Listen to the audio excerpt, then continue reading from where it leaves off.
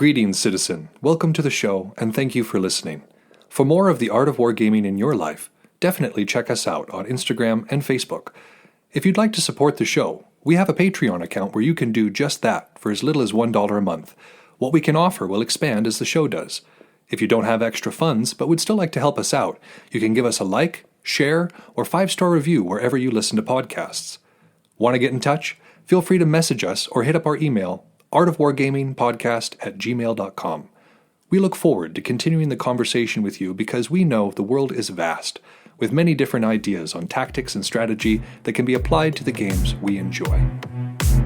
You're listening to the Art of Wargaming on the Earworm Network.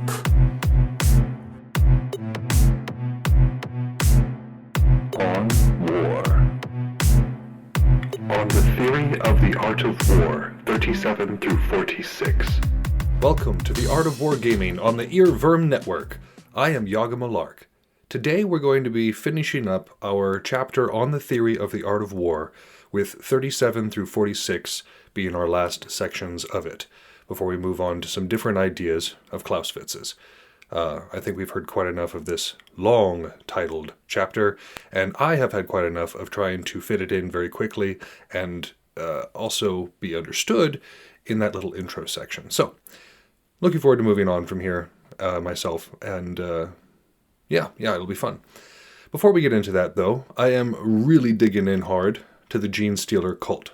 I am finally finished building what I need list-wise. I've got a few more things to put together, and I'm sure as I'm playing through, I will identify certain units or combinations that I want to try more of in the future. But for now, I've got what I need. So I'm going to start playing some games with them, a bit more developed. I had a game a little bit earlier, before this episode recorded, where I went up against Toto and his Grey Knights. And I had a kind of a tester list, some different ideas I was working with. I had no intention of it actually doing well. I know we should, play to win, and I certainly gave my best, no doubt. But the way I built the list was mostly to see what kind of strengths and weaknesses various elements of the army had. And so I gained a lot of information from it, and it's going to help me build lists in the future that I think not only vibe well with the strengths and weaknesses of the army itself, but also with the way that I play. Because you have to have that. You have to have the way you play, as well as the army or the form or the style of the unit that we're with. It's got a vibe. Otherwise, we fall into these hitches. We fall into these weird moments where things get stuck that they shouldn't be stuck. And so, again, with the Gene Stealer cult, they're very different from anything I've ever played before. So I'm trying to figure out my flavor with them. And that's about it. I always struggle with this intro section. It used to be easier when I had Thumbs or Oni around to yammer for a little bit longer. But when it's just me, it's like, well, I've been working on models. I've been reading books. And that's it. So, yeah, I guess let's just jump into this last section of Clausewitz's real quick before I stumble over myself too much more. And what we're looking at here is an idea of taking science to art.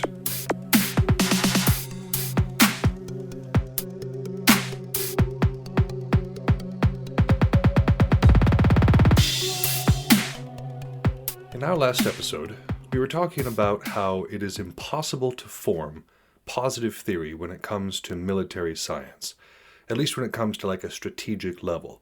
Again, in any given era, with any given technology set, tactical strategies or tactical theories, can be formed.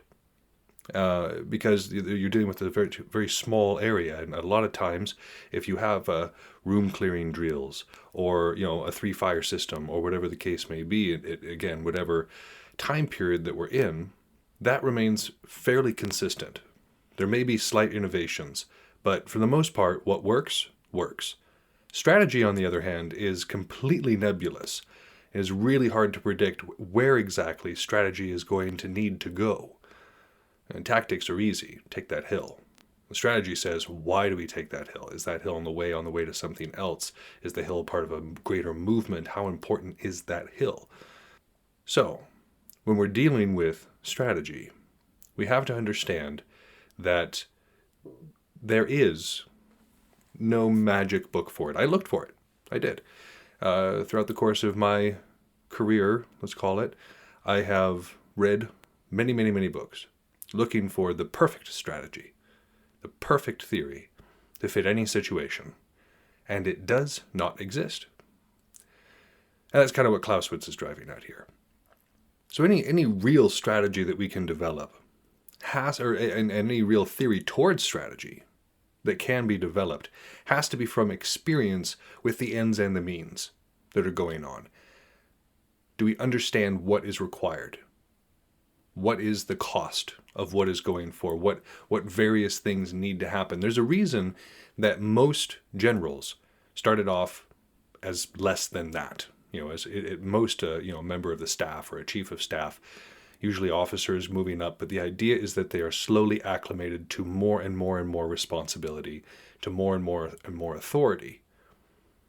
And so this system puts people in power who are in a position to make decisions. And at that point, it is hoped that they have had a broad enough amount of experience that they can apply that in the situations, that they can make this theory possible, because limited theory is possible, limited. But it has to be conformed to personal experience or the current state of history. If we really study the zeitgeist, if we really study what exactly people are doing, what the meta is of our sport or our community or of warfare, we can do it that way too. But personal experience is often the most important aspect of developing this limited theory, because it's really all you can definitely draw on. As we've discussed, we can read Clausewitz. We can understand Clausewitz to a limited capacity and learn from Clausewitz, but we cannot understand these concepts in the same way that he did. That's just not possible. We can read some of his ideas, but there's a certain amount of knowledge that is just ineffable. And so the personal experience is by far the best teacher. And when we do that, we have to remain practical. And we avoid these abstruse disquisitions. That's his word, abstruse disquisitions. The subtleties and chimeras. Basically, we're trying to stay away from a whole lot of nuance. Broad things that are very practical and that can adjust to just about any situation. No rigid plans. We're not looking at rigid plans. We're looking at things that are more guidelines than actual rules, as it were. So when we're looking at this analysis, right, we're trying to figure out within our own personal experience what works and what doesn't, how we can get to our ends with whatever means are presented to us. How far should our analysis of those means be carried? Well, we're looking at elements in a separate form than they present themselves in the field. So if we're looking at, artillery stuff, we want to be looking not just at the guns themselves and the people firing them, but also the manufacturers for not only the weapon itself, but for the ammunition. We're looking for the wagons and the horses that are supposed to get those weapons to where they're supposed to be. There's a whole lot to have to do with artillery or with troops as a general rule.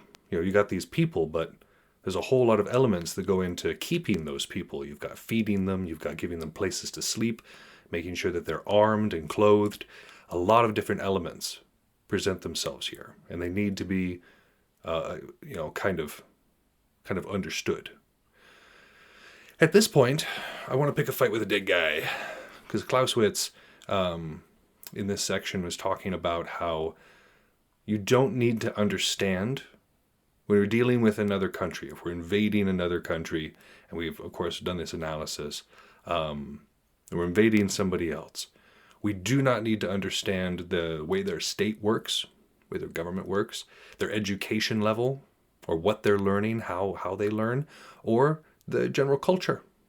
Don't need to consider any of that, because what he is assuming is that we're relying on the European standard. Remember, the wars of his lifetime were not against other powers. They were not against folks on other continents for the most part, for the vast majority of it. It was a matter of these intercontinental fights that were taking place in Europe. You had Turkey, which was also still a part of Europe, and of course Greece and Italy and Spain and everybody north of there was taking part in this. And so from his perspective, you didn't need to understand absolutely everything about your opponent, because they were generally the same. Read about the same stuff, looked at the same sorts of artwork, kind of listened to the same music, They're the same. But what he fails to take into account is what happens when we go up against an enemy who is not from around here, who thinks differently than we do, who has different technological capabilities than we do. This is something that we have gotten into trouble with many, many times. Even in my own country, in America, we have gone up against folks and not understood who we were fighting, or how we were fighting them, or how they were fighting. There's a lot of pressures too. We're fighting in a completely different era for about the past century. It's going to be a completely different era because there's so much international attention on everything that takes place. And so when you are an invading power, or you are a larger power, you're held to a higher degree of scrutiny. People expect you to behave in a certain way. If the full might of America had been unleashed on Afghanistan, it would not have been pretty. And there would not have been a whole lot of people left to habit the country, let alone fight. But the international response would have been huge. There's no way that America would have gotten away with that. There's no way that there wouldn't have been sanctions and declarations of outrage. And so we need to understand that stuff. We can't just go in and smash. We can't just go in and rely on the European standard. We look at conventional warfare, and we go into a place where they're exercising guerrilla warfare. We're not equipped to deal with that. Their form of warfare is directly modeled off of conventional warfare, but it's counter to it. So I disagree with him heavily. We do need to understand the state and what we're dealing with in terms of who governs and how they are chosen to govern and how they are respected as governors, what the education level is, what they can tolerate in terms of education, and then, of course, the culture at large. And these things are often tossed out the window, much like Clausewitz suggests doing, but I would suggest not. So backing up a little bit, we're looking at these means, we're looking at analyzing all of these means. We need to simplify that knowledge, because it's a lot of stuff to process. Again, when we're looking at all these different processes, we're kind of expanding our vision, and then we need to contract it, because there's a whole lot of irrelevant information there. I do not need to know the tire width of a wagon that is hauling an artillery piece. Don't need to know it. There's some things that are just beyond our necessary. Again, I think a general or a commander it needs to understand at least the simple version of everything that takes place underneath their command. But there's a lot of minutia that would get in the way, of the overall strategy, the overall movement of the army, and the overall movement of the development of the theory and the tactics of said army.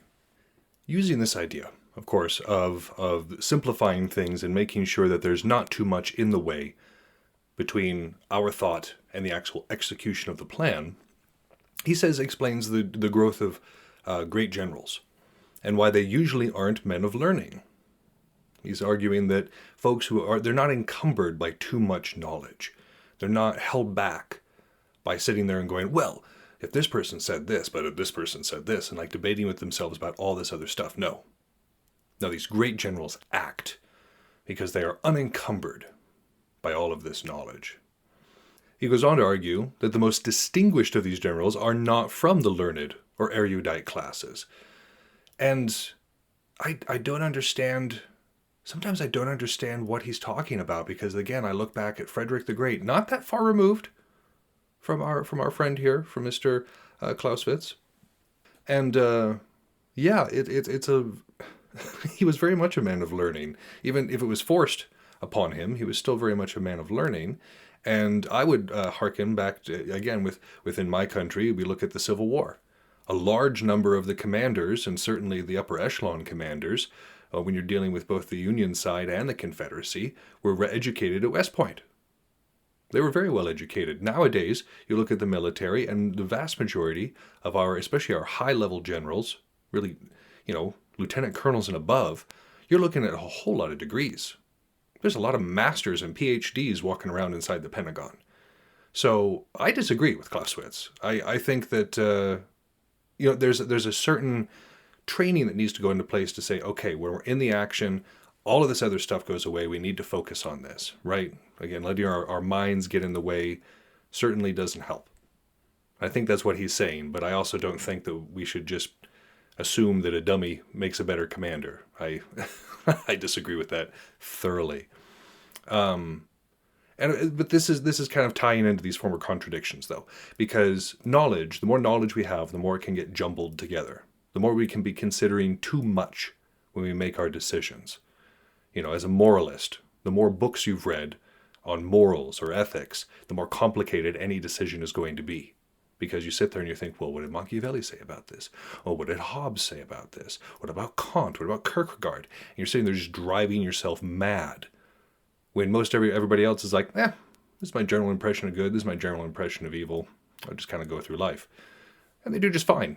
They do just fine. But some people need to make it more complicated. But genius, he says, follows no theory. It is not held back by any established ideas. And on this account, he says that, we're kind of figuring that all use of knowledge is denied. And the best time for genius is when everything is ascribed to natural talent. Some people are just gifted leaders. Some people are just better at the whole Kudel thing. Some people take to this craft faster than others. I've known people who walked onto the field in Belagarth, physical wargaming, and did better than I had done after 5 years of practice. Just walking in off the street. So there are people that are absolutely gifted individuals when it comes to these things. And these free thinkers, they reject all theory, and they're only bound by their innate talent. But they're also bound by that lack of knowledge. They might go bounding in to a situation that could be easily avoided if they understood even the most basic principles of combat. Because knowledge, when we're dealing with military science, and really with most places, and it's a certain stock of ideas that is necessary for understanding whatever goes forward. Our knowledge, like our medical knowledge, for instance, would help us understand bacterias or infections or broken bones or whatever. Knowledge of military science helps you analyze military situations. Knowledge of baking leads to having delicious food that then you have to work off after the holiday season. I'm not pointing fingers, except in the mirror. But this helps. Because these things are acquired. They're not innate. We're not... most of these geniuses, they're few and far between. They come once in age, if that. The vast majority of us, you, me, the vast majority of us are not geniuses in this way. We must acquire our knowledge and our talent through learning, through knowledge. But we can't let it get in the way, is the idea. To be learned, but not to let it get in the way, that's the real trick. That's the balancing act that we're called upon to perform. Because everybody else has said, be knowledgeable, expand your knowledge base. Even Clausewitz himself, early on in this book, is talking about expanding one's knowledge base and using all of these different elements to kind of funnel in, but not to the point in which it clogs the drain, not to the point in which it gets in the way. Can't be that free thinker. We can't go that far. But we also can't be a stone that is too set in their ways to really change anything, and therefore doesn't get anything done. These things need to follow from each other. And this knowledge, as we have talked about before, any of this knowledge is and must be suitable to said position. We find ourselves occupying a tactical role, whether let's think about paintball, or again, Belagarth, SCA, something like that.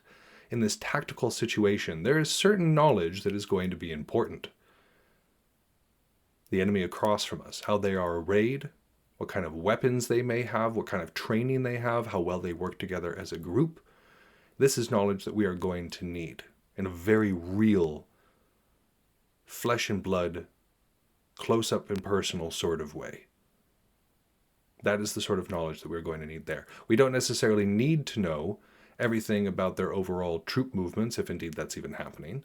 We don't need to know whatever negotiations may be occurring above us. We don't need to know their logistics. We don't need to know even their command structure for the most part. We need to know who they are, what they generally do on the field, and how to counter it. That's what's important. That's the knowledge that's required at a tactical level, like a very simple tactical level. At an operations level, when you're dealing with a particular area of the warfare, logistics suddenly become more important. Communication becomes way more important.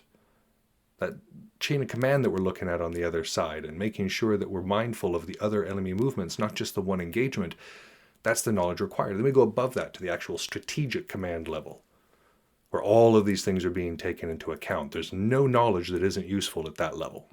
So it needs to be made suitable, and it's required for various things. Some knowledge that is required of one position is absolutely not required of another. And certain people are going to be prone to various situations based upon where their natural knowledge comes from or where their natural talents are leading them. And again, this is all very much based on what station or command level that they may hold. And this knowledge, though, this knowledge in war is easy. It's pretty easy to acquire. We have war colleges. We have our compatriots, our peers who can teach us. We have all these old books that we can read. We have personal experience. There's a lot of ways. There are a lot of ways to acquire knowledge in war, or even knowledge of war. However, using it is not very easy, because there's a difference between understanding something and executing that understanding, between potential and kinetic energy. And when this knowledge is gained from multiple sources, of course, from everything we understand, from all the sports we've played, from all of the videos we've watched, from all the books we've read, this knowledge comes in. But the difficulty comes in executing it in the actual field, because there are so many different things, so many different variables that usually cannot be very well accounted for outside of that combat. We can't account for the morale of the troops. Again, we can kind of estimate it, but honestly, you can never tell if people are going to cut and run. Who's going to be brave, who isn't? And if one squad starts to cut and run, how much of a ripple effect is that going to have? How much of our overall plan is going to be disrupted by this? So the execution of this knowledge, again, is limited by reality. And it's very difficult. We can think of this overarching thing. I used to think of these grand strategies and these like very, very, very cool tactical scenarios. And I'd pull people in on them, whether the grand strategy was in a video game or this tactical thing was on the battlefield. I'd pull other people into me and I'd say, look at this grand strategy I came up with. And in theory, it sounded fantastic. Brilliant even. Take the field by storm, take our enemies completely by surprise and outwit them in a clever and vicious fashion. And then it hit the field. And the first time something went wrong, so the first time something like hit the wrench in the gears, the unexpected, the whole plan collapses. Because one thing relies on this thing, going into any 40K battle, for instance, with an overall plan in your head that must be executed exactly, is a recipe for disaster. Because what if something goes wrong? What if something goes wrong with one of those steps and that exact execution gets messed with? Well, that's bad. We found ourselves in a very bad position at that point. So this actually, and again, this experience, the experience that we get from the various levels, from lieutenant to the captain to the major, LC, colonel, all the way up. The experience that we're getting, and even within the enlistment ranks, even if we go no further than to tactical, private, PFC, specialist, sergeant, all that good stuff. Even that, the experience that we're getting makes the knowledge easier to use, makes it less than just a nebulous thing. So thusly, Clausewitz suggests a couple of different things about the nature of the general, about the person that we're looking for to be in command, in like command. And he says they don't necessarily need to be well learned. I would argue that they don't necessarily have to not be well learned, but they don't. I would also say that they don't have to be, again, just a good number of the commanders throughout history were not very well educated, and they did do very well. Now, there were different periods of history that required different things, blah, blah, blah, blah, blah. But still, the point stands. But even though they are not required to be super learned, they are required to be well versed in the affairs of the state, making sure that they understand the motives of the particular government, the expectations of whatever governing body is above them, the mood and morale of the people. That is something very important to consider. That is also one of the affairs of state. limitations imposed because of international pressure. These things are necessary. You don't necessarily have to be a physicist, an award-winning quantum physicist, but to understand how that part works is definitely necessary, especially the higher and higher you get. Do you think the folks, the generals and whatnot, who are in the Pentagon don't understand how the state works? Or their adjutants, their subordinates, right beneath them? Yeah, they absolutely understand how the state works. And our general doesn't necessarily need to be a keen observer of men. We don't need a Sherlock Holmes or a Dr. House out here who can just, sniff out a liar at the first breath. I got you. These incredible abilities. No, it's not required. Again, we're not trying to define genius here. Yeah, sure, a genius might need to be a super keen observer of men and very learned. But just to do well, just to be a generally good general without being a genius, got to be not necessarily a keen observer of men, but you have to know those that are underneath your command. We don't have to know everybody, but we do have to know the people that we're supposed to take care of. What are their capabilities? What are their needs? What's their opinion of us? What's their training level? These things are necessary. We need to know this about our people, whether they be under our command or in most of the sports and communities that we play where you don't have a rigid chain of command, our teammates, our unit mates, our realm mates, to know who they are and to have a connection there. It's important. A commander or a team member, you don't have to be a logistical savant. We don't have to be able to say, okay, I'm going to precisely calculate, how long, again, this wagon wheel is going to last or whatever the case may be. We don't need to be at that level, but we do need to know how to use the information available to say, okay, it's going to take me this long to move to this side of the field. It's going to take me this long to redeploy. It's going to take me this long to actually set up my forces to do what I want them to do. Because without that knowledge, again, plans don't work. We have to know what we're working with, and we need to know how long we have to work with it. If I'm fighting against someone else, it is good for me to know how to throw my shot. I don't necessarily need to know trig. I don't need to have sat there and planned out everything about that shot, tested the temperature and the humidity of the air, the wind direction, the height of the sun, if the moon is in Aquarius. Those things are not important. We don't need to understand all of that stuff. What I need to understand is how to make that sword hit you. To fight against somebody in something like 40K, I don't need to know absolutely everything about their army, down to the letter. It'd be nice, but I don't need to know that. What I need to know is, can they resist what I want to do? Or what are their capabilities on handling what I want them to do? I don't have to know absolutely everything, but I do need to know how to make what I want to happen. And this stuff is gained from an exercise of skill and from innate ability, combined. Of course, when we're talking about our overall commander, we want them to be good at just about everything, or at least have a decent grasp of just about everything. But if we're putting somebody into a logistical position, not only do they need to be trained and experienced in logistics to be in a high logistical position, but they also need to have the proclivity to do so. There are people who just take to it naturally. They like making things go smoothly. They like that particular challenge, that particular intellectual challenge. And so those folks should be where they are. People who are super gung-ho, people who want to get into combat, people who are super into it should be on the frontline commanders. Everybody has a niche. And so skill is necessary and innate ability is necessary. We got to match up with what we're good at. Like I was saying about the Gene Stealer cult before and the tactics and the kind of movement that I'm going for, it's got to be innate. It'll be skill. I'm going to be practicing with these guys and hopefully going to be developing some skill, but it's also going to come down to the innate abilities that I have as a war gamer. So through this section, we've been looking at really how to transform military science into an art form. Because this knowledge that we've been talking about, all of this knowledge, it has to become a part of ourselves. It has to be summonable at a moment's notice, what Clausewitz calls beat pulse decisions. in the span of a heartbeat, what decision do we make?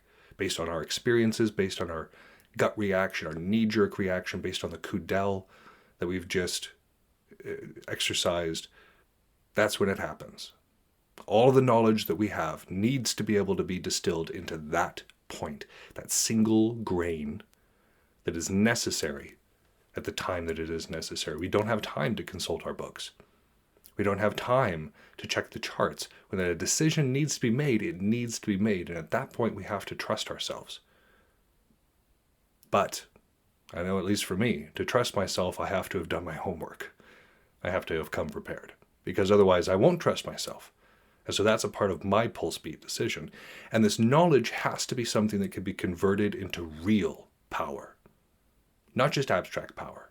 Again, I can understand trigonometry very well. In fact, I do. I taught math. I can calculate the distance of my sword tip to the other person's side and perhaps the arc that it'll go, throw in some calculus there. Yeah, we'll do some radians. Yeah, we're going to have some fun. But that knowledge can't really be converted into real power. Trigonometry by itself, calculus by itself, is not real power. Real power comes from knowing how to apply that knowledge and knowing that everything about that isn't necessary, really just the hypotenuse, point A to point B, boom. That's real power. Chemistry in of itself doesn't necessarily constitute real power. There's a lot of different applications of chemistry, but the ability to distill gunpowder and use that gunpowder to propel a projectile, that's real power. So the knowledge that we have needs to be able to be converted, not only into real power, but into real power at a moment's notice, that beat pulse decision. And in tactics, this is limited. The requirements for pulse beat decisions, the requirement for transforming things into real power, this is very limited and much easier to do. I wouldn't say very easy to do. Anybody who's found themselves in a tactical situation, and I'm sure people who have found themselves in real tactical situations would also agree that it is not a simple thing. Like, it is not. But there are limited requirements into making these pulse beat decisions. When we get up to strategy, it becomes far more abstract, and there are far more variables. And so these pulse beat decisions are far more complicated to make. They still need to be made. There's still moments where there's a decision has to be made, and it has to be made fast. And when that happens, we need to be able to rise to the challenge. And so the rest of this section really kind of ties together when we look at this. We understand that there's no way to form a positive theory, something that works absolutely every time. So we instead look at the means and the ends that we want to accomplish and that we have at our disposal. We understand these better through experience and through analysis of them and understanding them in their individual forms. But of course, we can't let those individual forms become too complicated in our mind, so therefore we have to cut away the stuff that is not truly necessary. And we are assuming all of this as non-geniuses. If you are a genius listening to this show, I am honored, but it is also not necessary for you. The rest of us, hopefully, are getting something from this. And so when we're looking at that, the knowledge is important, but it needs to be applicable to the situation and to the station. And the knowledge needs to be simple, even though its application is not easy. And of course, a commander doesn't need to be perfect. They just need to be adequate. So, this is the end of this particular section. I'm looking forward to moving on, but it was a very interesting section to look over because he's got a lot of very interesting points that he comes up with here, and most of them he expands upon later in the book. We still have a long way to go, gentle humans. But to discuss these themes with me, and also just to kind of introduce us to other styles of wargaming. I know I talk a lot about Belagarth, I talk a lot about Warhammer 40k, but those are the ones that I really know.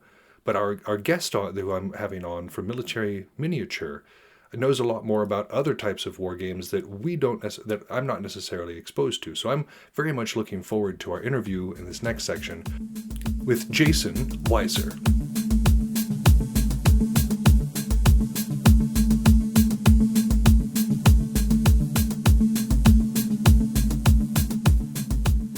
Today to discuss these themes in the ending of this on the theory of the art of war is the editor-in-chief of Military Miniature Magazine, Jason Weiser. Jason, thank you so much for coming on the show. Thank you. Glad to be here, and I appreciate you having me on. Well, Jason, how about you fill in the listeners on what your wargaming experience is? Well, I've been a wargamer for about 38 years. It started with Avalon Hill's Tactics 2. My grandfather got that for me for my ninth birthday, and I think he regretted that decision ever since because I bought a lot of Avalon Hill's stable, and then it was Game Designer's Workshop, and sort of spread out from there on the board wargaming side. Then I discovered role playing games, and then eventually junior high came, and I discovered miniatures, which I got into that, and I've never looked back. And the two periods I gamed the most are World War II and the War That Never Was, aka the Cold War Gone Hot. So when you say that you got into miniatures, is there a specific game that it is called, or is there just kind of a spread out? There's a lot of rule sets for those two periods. Currently, what I'm playing right now is Plastic Soldier Company's Battle Group. Okay. That's for my World War II side. For the moderns or Cold War, I guess you could call it, I have a variety of rules depending on what scale of stuff I'm playing with. If it's my 20s, I'm probably going to run my Ambush Alley stuff. If it's my, 6 millimeter, I'm going to play Fistful of Toes 3 by Ty Beard.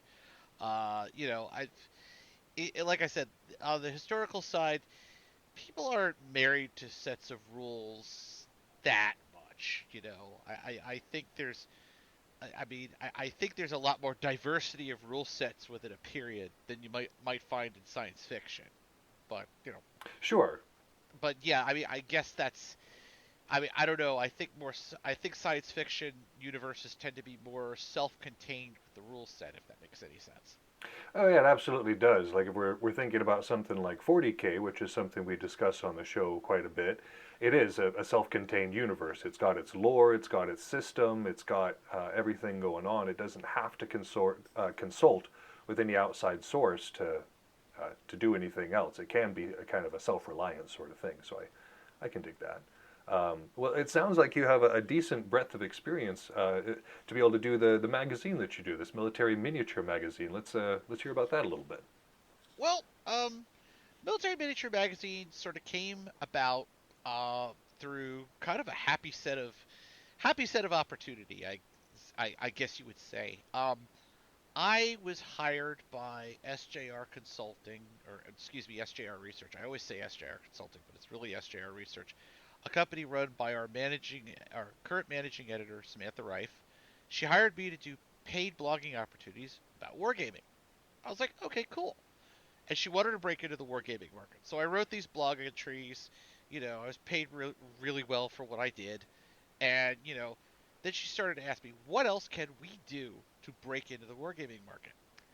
And the first words out of my mouth were, America needs a miniature wargaming magazine again. And what do I mean by that is, a lot of the historical miniature wargaming magazines, and even some of the sci-fi independent ones, they're gone. I mean, look at what is coming out that's for the miniature wargamer right now. You've got White Dwarf. Where's that published? England. You've got, Right. miniature war games. War Games Illustrated, War Game Strategy and Soldier on the historical side. They're all published overseas. Nothing is done in this country right now, or at least it wasn't until we came along. And I think the American wargaming market deserves its own advocacy. It deserves its own, you know, story be told. And I remember for many years I was like, somebody's got to do something. Somebody's got to do something. And then finally I realized, oh, damn, that somebody's me, isn't it? Well, it often is. If we look around and it's like, well, somebody needs to. Oh, I noticed it. I must have to do that thing. Um, so, so with the magazine, what are the goals? And what's the scope? What are we dealing with here? The scope is we want to be a magazine that's focused on North America, but also is a magazine of practical use to a wargamer. I don't want to sit there and write articles about puff pieces about endless tracks about probabilities of six-sided dice or something that's going to bore a reader to tears. I want to write about stuff a wargamer's going to use. I want to write about uniform guides. I want to write about, you know, scenarios. I want to write about, products coming out. I want to write about, how to run a really good convention game, or, you know, just anything a wargamer might say. Gee, that's really useful to know. And it sounds like it would be useful to folks across all stripes of intellectual wargaming as well, Well, there definitely is some crossover. which is always nice. Again, I like the idea, and I think it's a noble pursuit. I've always wanted to break into some of the historical wargaming. As a military historian, I could definitely dive deep into some of those time periods. No, I bet it's fun, kind of getting to research and do the uniforms and kind of figure out the history there. I imagine that's a lot of fun. It has its fun and it has its frustrations. Um, like one of the periods I'm getting into is Russian Civil War. Well, I can honestly tell you, there's not a whole lot in English about it, and what's worse is even the Russian language sources, which I don't speak that very well, don't agree. So, Hmm. you know, often you're kind of looking at, two photos of the same guy that have been colorized, or artwork of the same guy, and one shade of color is different from another shade of color, and you're going, how do I paint this? you know, you're pulling your hair out. Best estimate, yeah.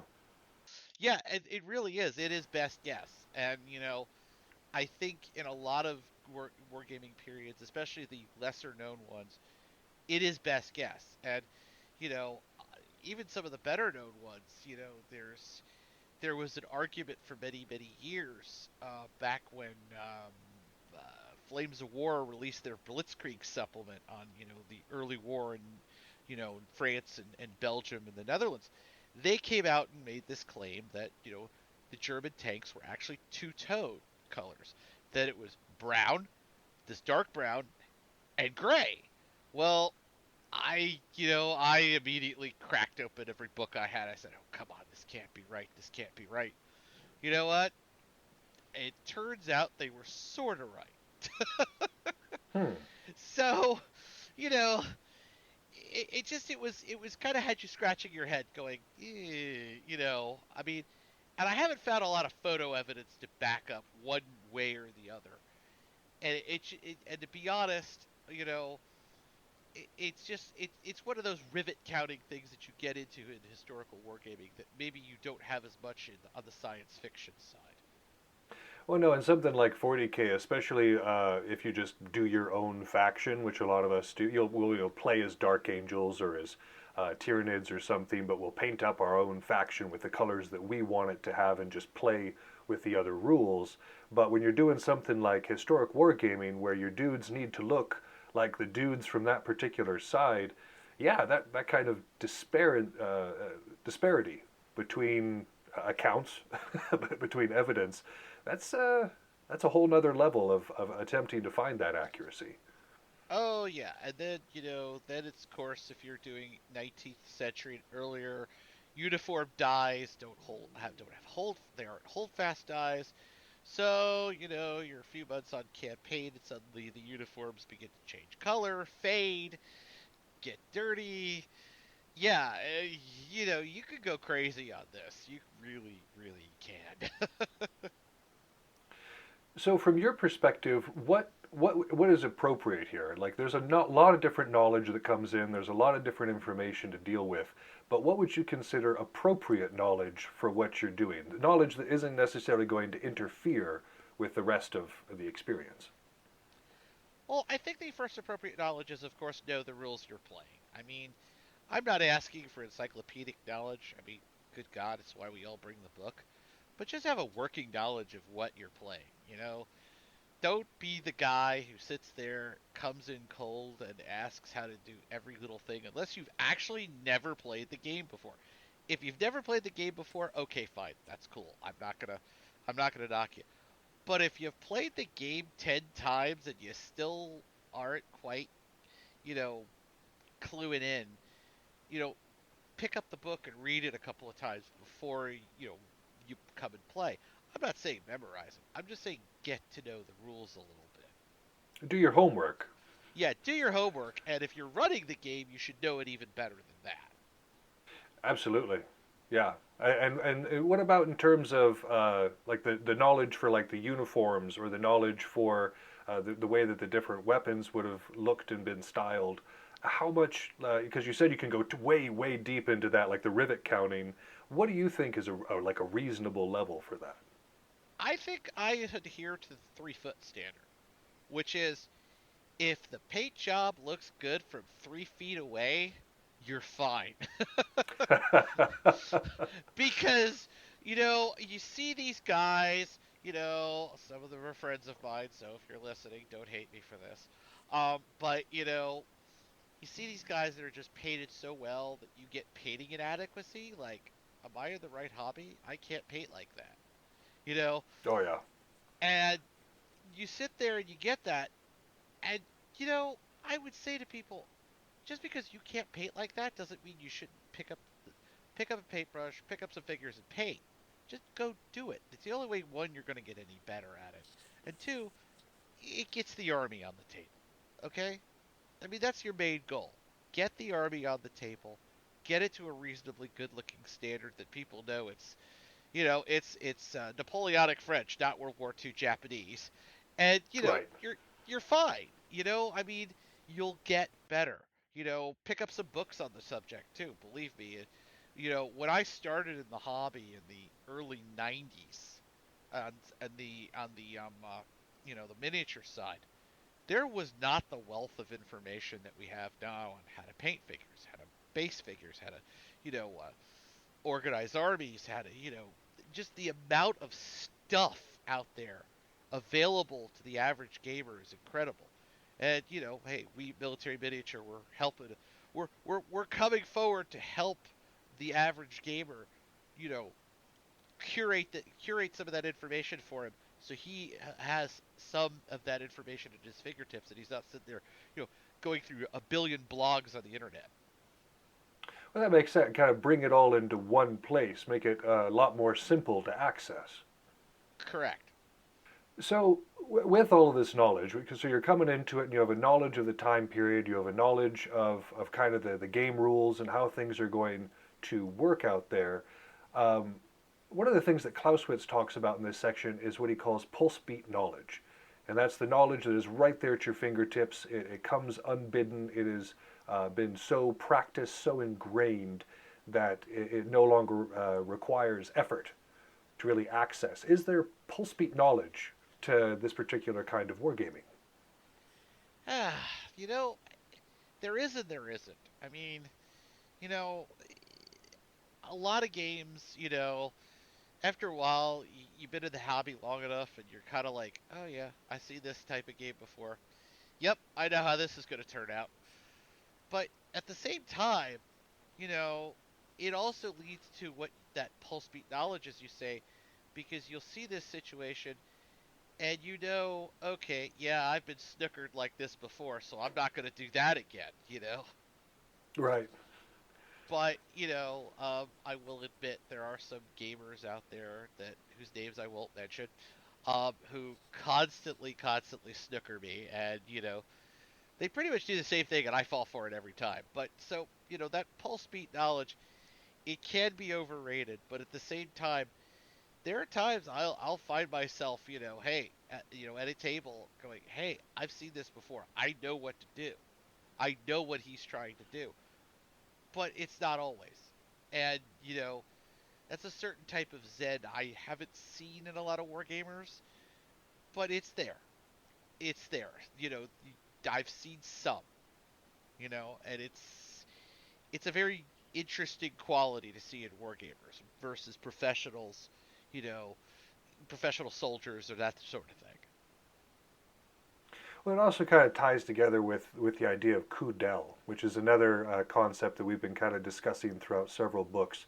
And that's the ability to look at a scene, to look at a situation, and just have it, just immediately have it in your mind, not be able to just take that snapshot and know oh, okay, this is this kind of terrain. We're going to need to do this over there. Okay, the enemy's weak right here, and just immediately make that decision. And I feel like that is also kind of this pulse beat knowledge in a lot of ways. And what you were talking about, your buddy who snookers you, as you say, starts to do that same tactic or the same strategy, and suddenly that knowledge comes in, just snaps in, and you're like, okay, well, I've seen this before.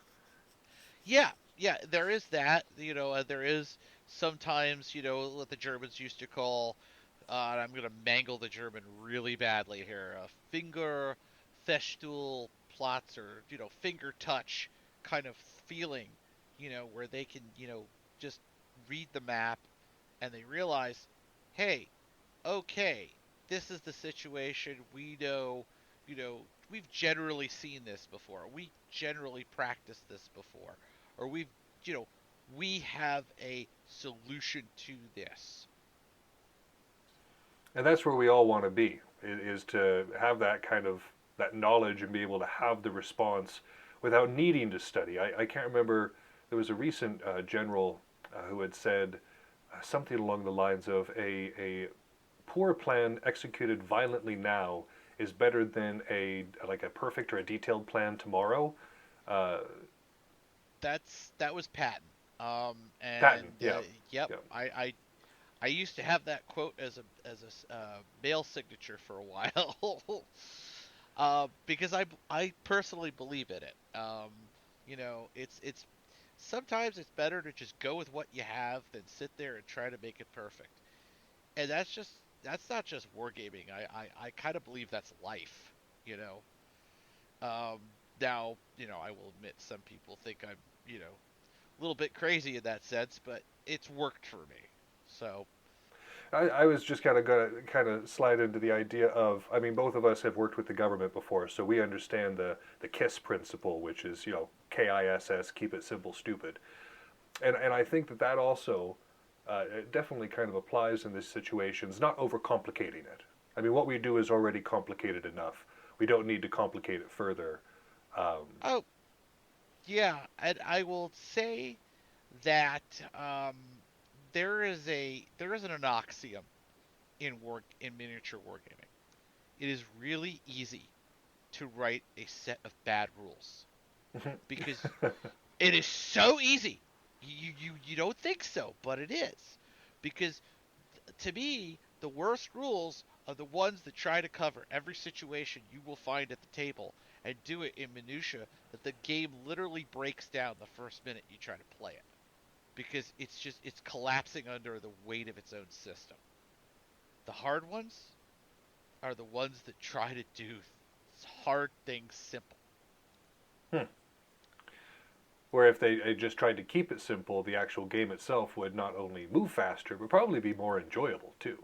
Exactly. One of the best examples I can point to in my own experience, and right now Ty is probably smiling as he hears this, is Ty Beard's Fistful of Toes 3. It's all D6 based. It is ruthlessly fast. I mean, in his own designer's notes, he put, yes, everything was cut for ruthless speed, and it plays like it. If you're hit, you fail your quality check, you die. If you're hit the right way, you die. It's everything is you die. It's a really ruthlessly fast, bloody game that does modern warfare really, really well. And that's it's a great game, and it's fast. Like I think we finished two divisions in contact in about 4 hours. Well, I was going to ask. I'm not overly familiar with the style of wargaming that you do. How long is a typical game? Uh, well, I mean, it really does depend on size of the forces involved. How much time, rules set. How much time you really want to spend with this thing.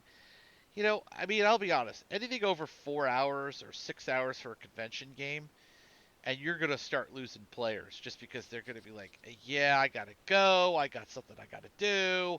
Yeah, my feet are tired. Yeah, I gotta go back up to the hotel room and sleep this off.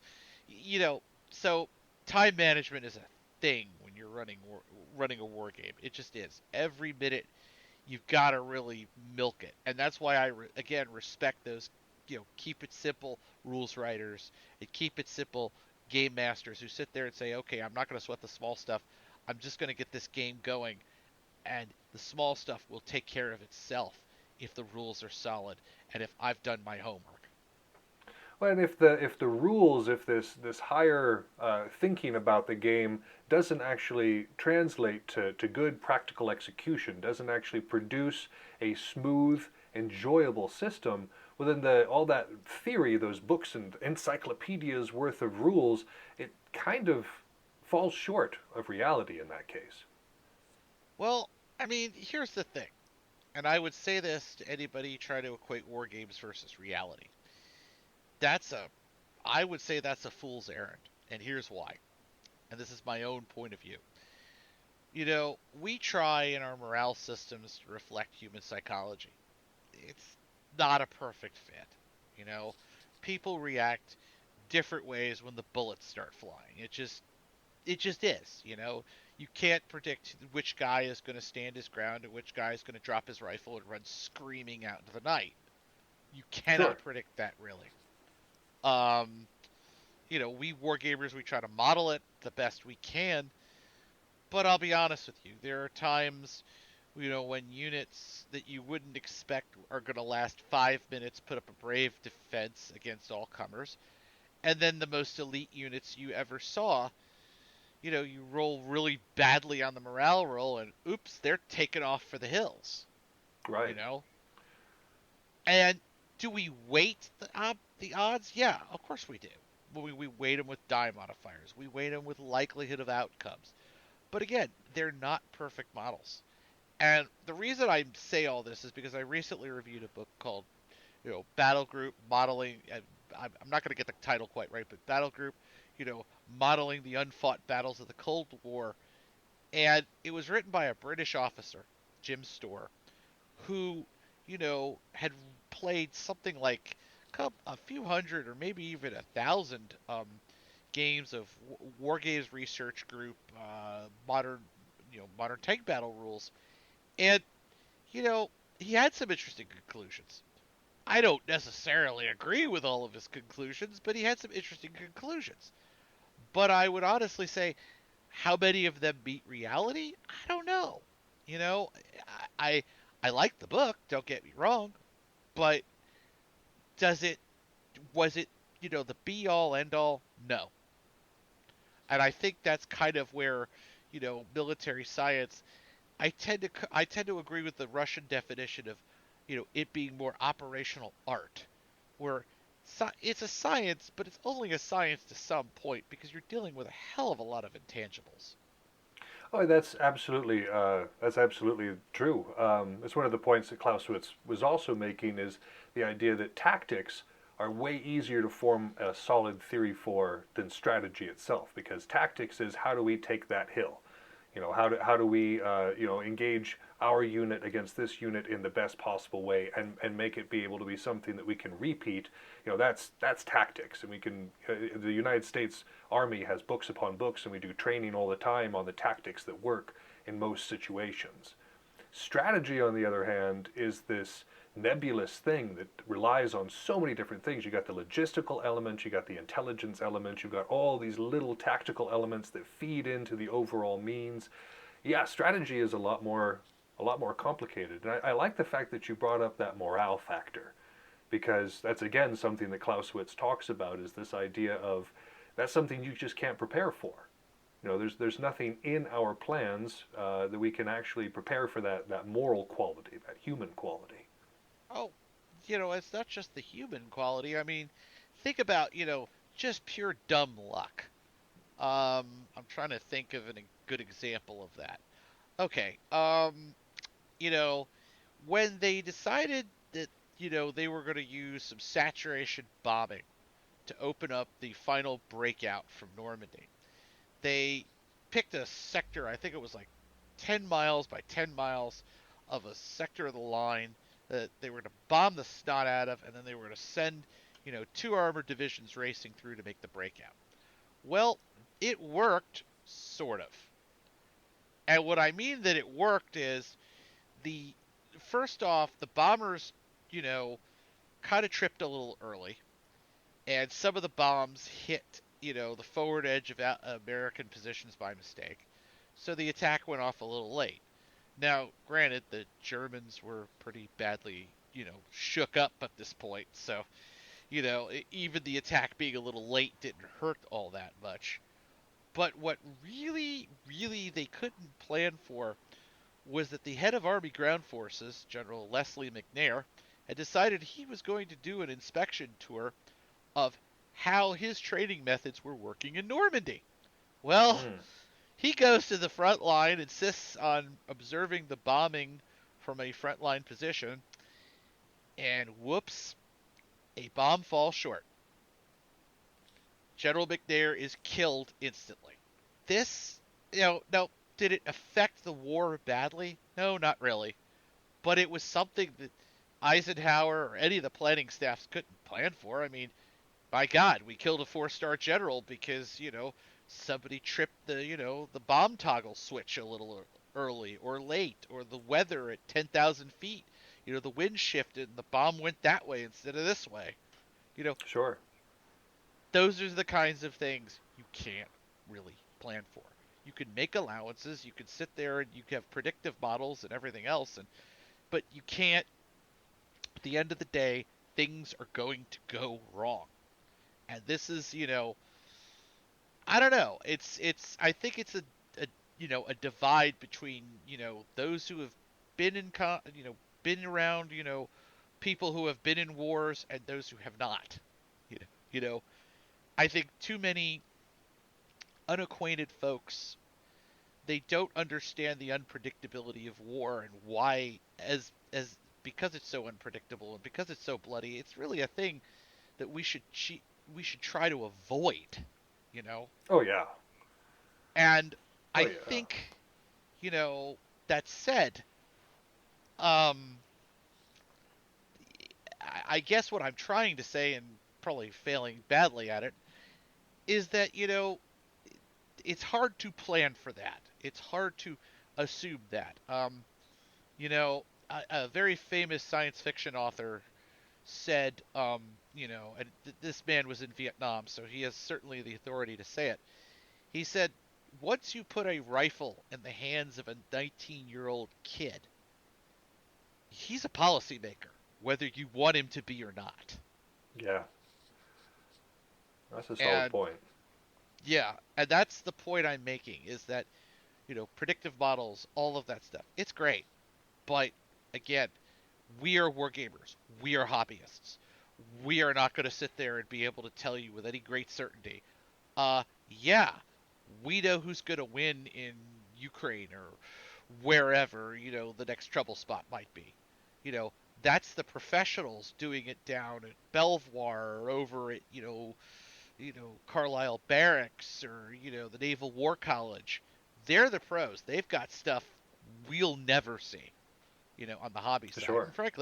And frankly, the stuff they do, we would need computer support that fills rooms. So, we're just hobbyists who like to play with toy soldiers.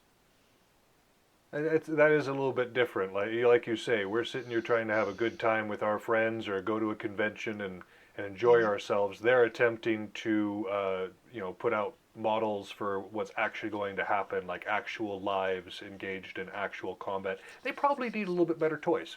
Yeah. They need a little bit better toys. They're, people with PhDs and masters in operational research. These are some very smart people who do very complicated things. And it is a form of wargaming that is removed from the hobby side. I mean, when you look at wargaming, you really have to look at it in two ways. You have the hobby side, which is people like you and me, and then you have the professional side, who I've met people on the professional side. I've had dinner with people who are on the professional side, and they are a whole different breed. Sure. Sure. Well, I very much enjoyed our conversation. It looks like we're about out of time here, Jason, but I appreciate you coming on for this episode.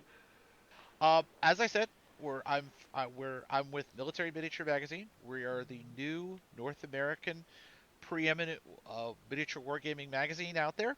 Um, our subscription for us, we're a digital only project at this time, is $26.20 a year, or $6.75 an issue. We're publishing quarterly right now, but we're going to go bi-monthly in July. And you can find out more about us at www.militaryminiature.com. Again, that's www.militaryminiature.com. Thank you, everybody, and thank you for having me on, by the way. Oh, not a problem, Jason. And thank you again for discussing these concepts with us. As for the rest of us, we're going to move on to our next section on the French Revolutionary Wars.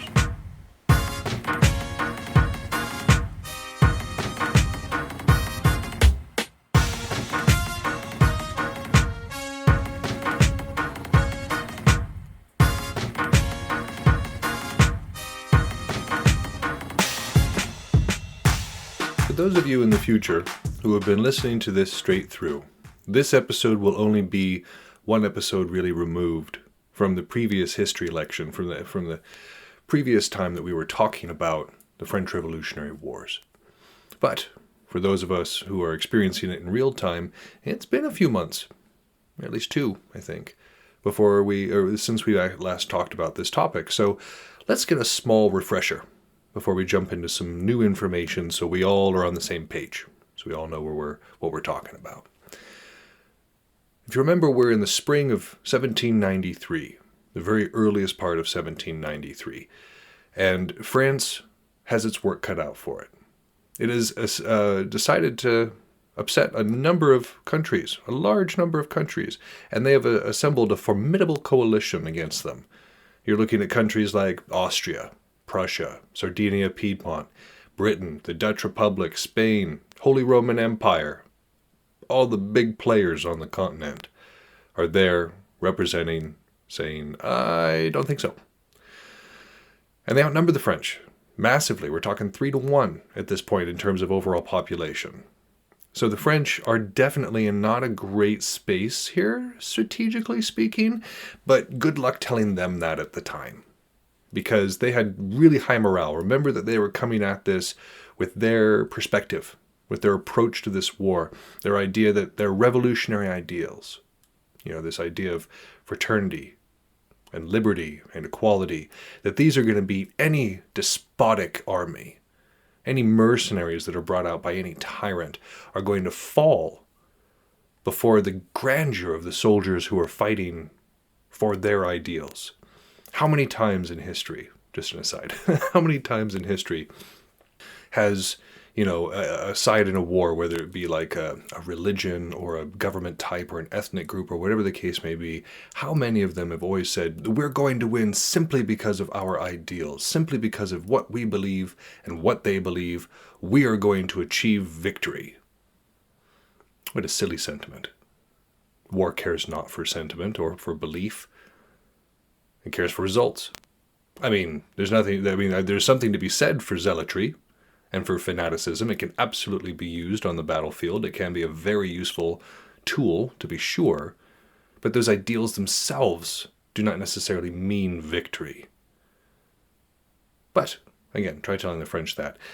This whole idea of citizen soldiers, right? That was a huge part of what was being preached at the time, is that every single citizen was a soldier, could be called upon at a moment's notice to defend the democracy that was forming there, the republic, And then, of course, there was the weakness of the old regime that they believed in, this idea that, much like their monarchy, which had become kind of ineffective at ruling the people, the other ones were the same. The monarchies of Britain and Prussia, all of these folks, would fall just as easily. They were all just as weak and could be taken apart from the inside. And so this is what they believed coming into it. And it seemed to be confirmed. You've got Jemappes and Valmy, where the Revolutionary Army did pretty well. Not perfect, but did pretty well against armies that were either more experienced or larger in size. And myths spring up about this. Of course, there's dramatic retellings. They don't talk about the missteps. They don't talk about the strategic mishaps that happened in either of those battles. They talk about the glorious charges. how their ideals were with them. I was about to say how God was with them, and it was like, no, it was a secular state. But yeah, and so this myth springs up because who's there to deny it? It's right there. It's something that everybody wanted to believe in. But of course, emotions are fickle. And even in this, there is a cancer growing in the core. Because not everybody's on board. Not everybody's down with what's happening here. Remember that this revolution was largely a revolution of folks inside the large population centers, inside Paris and Versailles. This is not a revolution of the country people. They've been strangely quiet, if you've noticed. They haven't participated much in the conversation, and there's a reason for that. There's a reason for that. And again, not everybody's on board with all this stuff that's been going on, but the general public has a pretty good feeling. And then the volunteers start to drift home. The vast majority of them had only enlisted for one campaign. And so the army is slashed. One estimate is that the army went from 450,000 to 350,000. And only about 200,000 of those were like serviceable in the field fighting types. That is a huge hit to their capabilities, especially with this coalition that's coming up against them. Like, this next season is not going to be easy. What they have cut out for them is not great. It is going to require quite a bit, and so this hurts. This reduction of force by a quarter, even by half, according to other estimates. And so the committee, the High Committee that's kind of making decisions at this point, on the 24th of February in 1793, they vote to conscript 300,000 new soldiers, making the army much larger, basically doubling the size of the army and what it is. Now, I mean, it wasn't a bad idea. They're going to need it. If you're looking at it, you look at the numbers, they certainly need to beef up their army. And if everybody is a citizen soldier, if everybody is supposed to kind of step up, then there should be no problem. There should be no problem. So conscription of 300,000. And they're going to take volunteers first, obviously, but then if a general area cannot produce those volunteers, if they don't have enough, young persons or fighting capable people, then appropriate measures are supposed to be taken to fill that quota. Appropriate measures, it says. Now, I don't know what that means. Probably meant different things in different places. Appropriate measures in some areas, which may be emptying out their jails. And another one, they may be, choosing people by lottery or whatever the case may be, but appropriate measures to fill out this 300,000. Hopefully they wouldn't be needed, of course. Hopefully there would just be volunteers. Hopefully these citizen soldiers would step forward. This conscription goes poorly. Goes very poorly. It's about 50% of the national average. Only about 50% of that wanted of 300,000 is recruited. And in some areas, you get far less than that. 50, that's about per region, only about 50% of what they were owed was collected. Some places, you only had like 20 or 10% worth of that quota being fulfilled. So that's not a lot. That's not great. And of course there's pushback. They're like, we need our people. We need this to happen. And these areas are like, no, we don't want to play. And there becomes some violent resistance in individual communities. We're talking these smaller rural communities. And it eventually kind of starts to snowball. And we're talking in the western region of France, specifically in the Vendée region. And so these little individual resistances kind of come together into one organized threat. And this army bears the name the Catholic and Royal Army, which I find hilarious because it was the first and second estate who were told to take a hike in revolutionary France. And so they basically just put it right on the army. Catholic and Royal, first and second estate, what? So that did not go according to plan. The committee was like, hey, we need 300,000 more volunteers or more soldiers. Oh, we have a civil war on our hands. Great. Because remember that this counter-revolutionary sentiment it's not new. They move into an area, they'd be like, we bring our ideals. And then the people who were there that were just fine being ruled by their king were like, okay. Waited for them to leave and then just went back to the old way of doing things. Why not? And so, but that's no different inside France. Outside of these areas like Paris and Versailles, where they're very, leftist, where they're very forward-thinking with all this stuff, you have far more conservative elements in the rural areas. That's not uncommon. Even today, you look at it, that's basically the way it works. And again, not everybody was on board. There were a lot of forces behind this counter-revolutionary sentiment. A lot of things kind of fed into it. The first one is there's that innate hostility between town and country. Now, there's normally just like I would say like a playful sort of enmity between country and the city folk. The city folk will look at country folk and say, oh, they're simple bumpkins, such things, and make derogatory remarks about intelligence or education or whatever. And country folk are very quick to say, well, city folk, they're way too complicated, they're way too whiny, or they're way too full of themselves, or whatever the case may be. There's always been these stereotypes going back and forth between the two. In any civilization, in any society where you have a difference in population like you do between town and country. But that's hostility here. We're talking about open hostility between the ideals, between the people, between the systems that they have, what they look to. There's also the disruptive effects of modernization. There's a lot of things here that people are just not on board for. Remember that they're moving toward a secular state. There's a reason this is called the Catholic and Royal Army. There's a lot of folks that did not want a secular state. They were just fine having the Catholic priesthood have a very high position and influence over policy.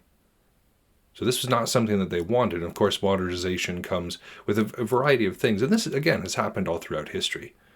Whether this modernization comes with new political ideals, new ways of doing things, new technology, even within our own lives.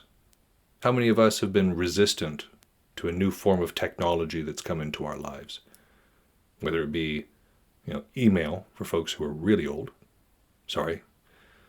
or TikTok for folks like myself, who are like, I understand that it's necessary, I understand it's a huge part of the communication and of the zeitgeist right now. I should probably be doing more of it in order to promote this show, but I don't wanna, because it's a disruptive effect of modernization. But that's what it is. People get set in their ways. People, they have a way of doing things, a way that, granddaddy taught him and his granddaddy taught him and all that sort of thing. And so when the shift comes for whatever reason, it's disruptive. Even if it's a step in the right direction, even if it's something as simple as saying, we're going to be watching everybody's crops for rot. And that's something that like the EPA or whatever is handing down. That's going to disrupt some people's lives, some people, their habits, their routines. Even for something that's very, very beneficial. Inoculating crops. So the modernization doesn't go well over for everybody. And then you have the material deprivation. Remember when we started this section, we started to talk about what kind of caused the French Revolution in the first place. There were a lot of issues with food. A lot of issues with food, a lot of issues with, transport of goods and people being able to get what they needed, and failed programs from the monarchy to try to stimulate the economy, try to stimulate food and get it in there. These things had failed. And they didn't do much better under the new regime. Recall that the majority of the political energy of especially the early regime that we're having here, the new committee that we were talking about, is mostly political. They're mostly trying to hammer out what they believe, who's in charge, whether it's the Jacobites or their hated rivals or whatever the case may be. This is where the majority of their energy was. It wasn't toward solving the problems. It was toward infighting. There were things that needed to be done.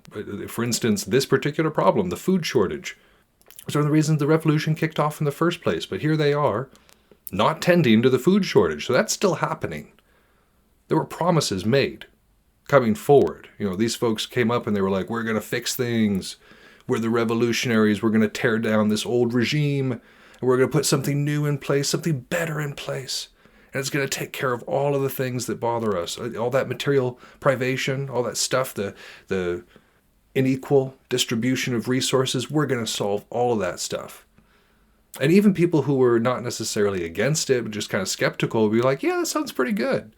You know, I'm not necessarily a hardcore believer. I'm not going down to march in the streets, but that sounds pretty all right.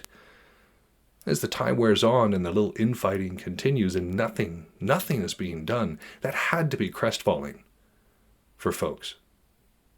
Especially people who are like isolated in their communities were like, hey, this is going to go well, and then it didn't. Oh, okay. Hide your face. So again, this didn't help. The material deprivation did not help in terms of the popular sentiment towards this conscription. In a lot of places, I don't know if you've ever been to France. Quick aside. I don't know if you've ever been to France. But those of you who have, and those of you who are planning to do so, will notice the extreme plethora of churches. Cathedrals, for the most part. Cathedrals and parishes and whatnot. It's very Catholic. And it's a testament to how religious this country was at the time, as an overall view. Again, within these centers, they believed that the Catholic Church had too much power, and these are very learned, educated people. For the vast majority of folks, they are still very much wrapped up into Catholicism being the way. It's the way they were raised. It's the tradition that they experience. And so to have that ripped away from them, to be told that that does not align with the beliefs that are being projected, that their routines, their comforts in life have to be taken away because of this new morality, this new idea that's been put into place. This flies in the face of this intense religious conservatism. And it doesn't go well. It doesn't go over well. These are folks entrenched in their ways. They believe that they're right. They believe, and who's to say that they weren't? Who's to say that they aren't? It's just a difference of opinion, but the other opinion is being forced upon them, even if it may be progress, even if it may be the step forward. The forced element of that causes resentment, and quite a bit of it. But even with all this, even with all these issues, this natural hostility between town and country, the modernization and the ripple effect that was having, for better or worse, the loss of materials and the continued hunger and such that was going on, and the challenge to their ideals, the challenge to those religious ideals that were held so deeply and so dearly. The last straw was this conscription.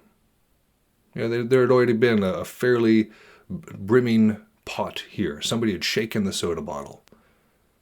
And the conscription was just what it needed. Just that. And out it all came. Because how are they supposed to defend their homes? There's all this talk of these, marauding armies coming from all sides. They're coming up north from Spain. They're coming from the east. They're coming from the west. They're coming from the south. They're coming from all over the place. And so if the logic is that they need to go and defend the motherland, how are they supposed to defend their homes, their mothers, their daughters, their wives, their children from these invading armies if they are elsewhere in these revolutionary armies that they don't even believe in?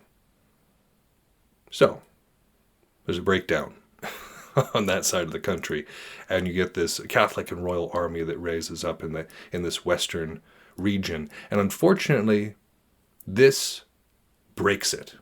There was this kind of illusion that these revolutionary ideals might hold, that their universal truth might apply and stay there. But the claims of the French citizen soldier, where every citizen of France was supposed to stand up and defend the fatherland, would willingly sacrifice their home and their health to make sure that the country was served first, this was proven false. And what was proven in this process, and as the Civil War kind of spread and became more intense in some regions than others, that there was no unity whatsoever. And this idea of fraternity, of this country being marching forward side by side, this was just not the way of it. And until this point, that wasn't as obvious. When we're talking about the Cuban Revolution, I like to go back to that. A lot of different forces going forward. They were mostly just revolutionary. They were against the Batista regime. But then after that, it was like, okay, there's communists, there's capitalists, there's royalists, probably not royalists, but there's a bunch of different competing ideas that suddenly start to implode upon themselves because it was never agreed beforehand what the core idea was going to be. And so without this, like, that pressure that was coming before, remember that when you had the pressure of the army approaching Paris and everybody kind of forgot how much they hated each other and focused on the exterior threat, that's gone. So the unity breaks down. There's widespread disillusionment with the cause, with the method in which the cause is carried out, with the committee itself. And yeah, as we're going into the spring of 1793, it's not looking great. We're coming off of that high at Jemappes and Valmy, and we're starting to come into some pretty rocky waters here. And eventually there has to be a violent reconquest of these dissident areas.